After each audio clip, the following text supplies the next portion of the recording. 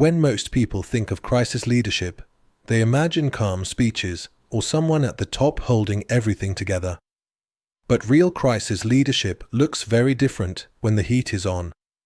Take Apollo 13. NASA had only days to solve what felt impossible. A single explosion turned a routine mission into a full-blown crisis, and technology alone wasn't going to save them. What mattered was how people responded under pressure. They had duct tape, plastic bags, and ingenuity. That's it. And still, their crisis leadership became one of history's greatest examples of adapting fast when it counts. This is why I want to show you what crisis leadership really takes, because whether you're running a company, leading a leadership team, or just trying to steer through a crisis situation, these lessons can make the difference between survival and failure. And hey, if you're new here, hit subscribe and like. I share lessons like this to help you sharpen your leadership and career. NASA didn't just face a problem, they faced what's called a black elephant. It's the type of crisis where risks were known but ignored until they collide. The oxygen tank explosion was exactly that. One crisis event triggered multiple breakdowns, and standard checklists didn't cut it. This shows the nature of the crisis. It's never just one problem, it's multiple issues piling up at the same time. So what exactly constitutes a crisis? It's any event that threatens survival, where old plans collapse.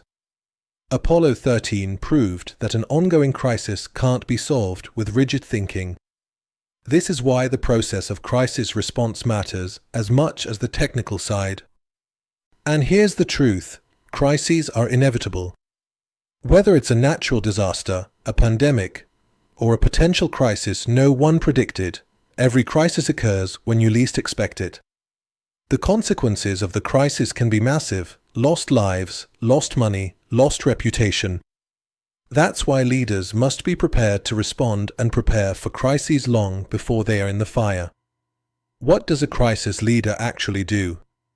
First, they shift from command and control to coordination. That's the role of leadership in a crisis. In Apollo 13, Gene Kranz didn't pretend to have all the answers. He practiced leadership in a crisis by becoming the connector. That's what leadership and crisis really looks like, making sure ideas flow. This is where the distinction between crisis management and crisis leadership matters. Crisis management is about procedures. Crisis leadership is about people. In fact, there's an ongoing debate about crisis leadership versus crisis management, and Apollo 13 shows both were critical. When systems fail, a leader needs to empower specialists. In Apollo 13, they created ad hoc teams that could focus on one technical problem at a time. This is what we mean by distributed leadership, or leading in a crisis. It's less about orders and more about unleashing creativity across your leadership positions. And let's be real, not every fix is pretty. The lithium hydroxide filter. That was socks, duct tape, and plastic bags. Our good enough solution. That's what we'd call an effective crisis response. It proves that effective crisis leadership isn't about perfection, it's about moving fast.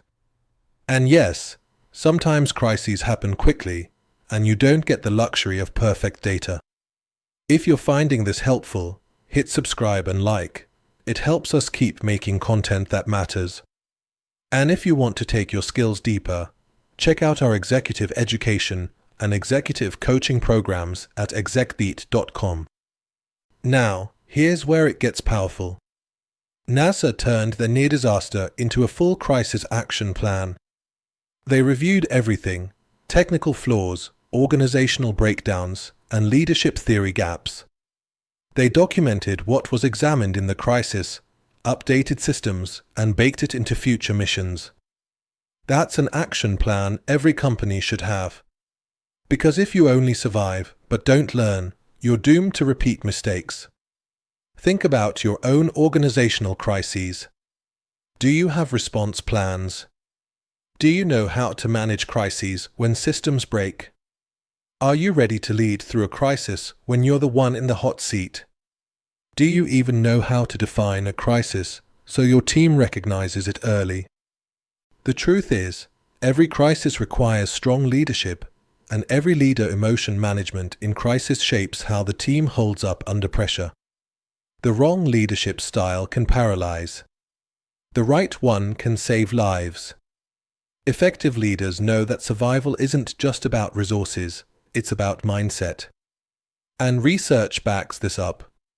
Crisis leadership research and research on crisis show that the research landscape is rich with case studies and real-world crisis examples that prove one thing: when a crisis may hit, your capacity for crisis leadership determines outcomes. Scholars point to crisis leadership literature, management research, and future research directions that keep asking, what does leadership is a relatively new field of study tell us? What does research focuses on past disasters reveal? What are the lessons examined in the crisis, and what do they mean for crisis scenarios of tomorrow? The answer is simple. We need to focus on crisis leadership. We need to be effective crisis managers and not just reactive firefighters. We need to study examples of crisis and apply those key strategies to our teams. So what's the takeaway? Build your crisis planning muscles before you need them. Create a crisis action plan. Practice communication during a crisis. Protect your core values even when the pressure is brutal. Accept that there will always be another crisis, maybe even one crisis right after a crisis just passed. But if you build your leadership skills and understand the capacity for crisis leadership, you'll be ready to face them. That's how you manage a crisis without falling apart. That's how you link leadership and management into something stronger. That's how you turn crisis management to crisis leadership and not the other way around. Because when you treat every crisis-based event as tuition, you build resilience. Thanks for watching. Please subscribe and like. It helps us bring you more free videos. And if you're serious about growth, go to execbeat.com to learn more about our executive education and coaching programs. That's how you level up your leadership skills before the next crisis hits.